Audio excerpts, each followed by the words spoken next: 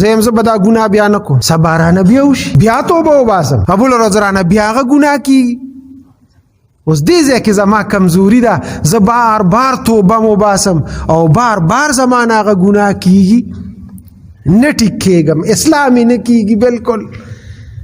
روزانه به زه توبې وباسم، ګیره مې سپینه شوه، خپې مې قبر ته ورښکته شوې او بعضې داسې ګناهونه دي چې هغه زه پرېږدم نه، نو اوس را سره غم دی چې نن دی او که سبا دی زه دې قبر ته ښکته کېږم. الله پاک د خپل بندگان پیدا کړي دي او الله د دوی دپاره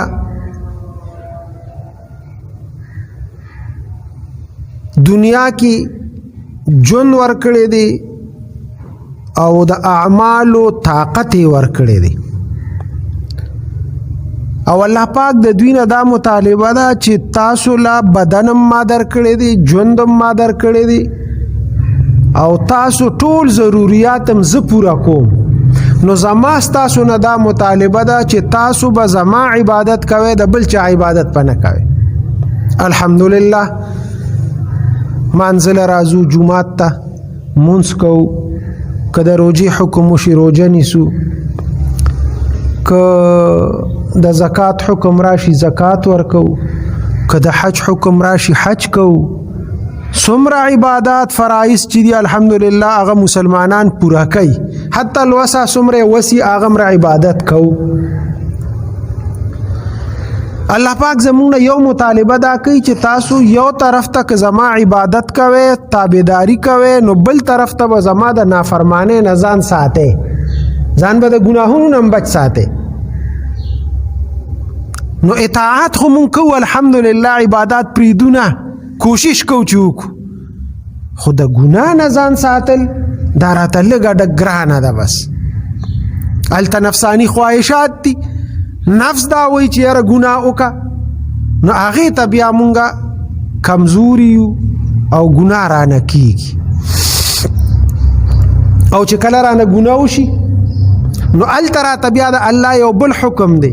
الله وی خیر دی، ګناه د نه وشوه توبه وباسه، زه به ستا توبه قبوله کړم، زه ستا رب یم، زه په تا مهربان یم، بس ته صرف دې غوږونو له ګوتې یوسه، ته بیا وګوره چې زه تا معاف کوم که نه معاف کوم. الله یې سمدستي معاف کوي، دا هم د الله مهرباني ده. خو لږ شان دې ځای کې مونږه په شک کې یو، یوه ګناه وکړو توبه وباسو، زه یم زه به دا ګناه بیا نه کوم، سبا رانه بیا وشي، بیا توبه وباسم، بله ورځ رانه بیا هغه ګناه کېږي. اوس دې ځای کې زما کمزوري ده، زه بار بار توبه وباسم او بار بار زما نه هغه ګناه کېږي، نه ټیک کېږم، اصلاح مې نه کېږي بلکل. روزانه به زه توبې وباسم، ګیره مې سپینه شوه، خپې مې قبر ته ورښکته شوې او بعضې داسې ګناهونه دي چې هغه زه پرېږدم نه، نو اوس را سره غم دی چې نن دی او که سبا دی زه دې قبر ته ښکته کېږم. دا خو به زه ګناهګار لاړ شم د دې دنیا نه. او دا هر چا سره غم دی، هر چا سره فکر دی چې یاره زما نه دا ګناه ختمه شي،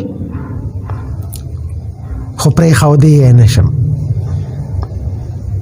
علماء د هغې دپاره صوفیه او علماء علاج ښودلی دی چې یاره د دې علاج به څنګه کوئ.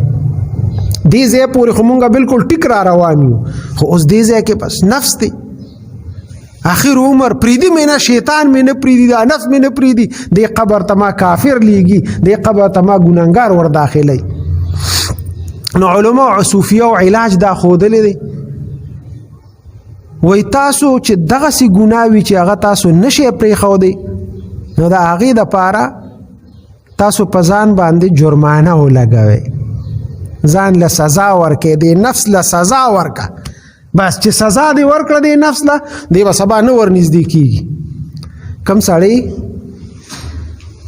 چې په اور باندې ګوته اوس وځي یا دا بجلی ولا شاټ ورکي یو ځل، دی بیا هغه ځای ته هم نږدې نه ورځي، او که چېرته ورځیم نو دا ګوتې داسې رپېږي، دې بورډ له بیا څوک نه ورځي چې یو ځل یې شاټ ورکړي. نو کله چې انسان ځان له سزا ورکی بس دی به د دې ګناه نه مني شي. او دا زمونږ الحمدلله داسې نیکان صالحان خلق تیر شوي دي چې هغوی د خپل د دغې بیمارۍ علاج په دې طریقه باندې کړی دی.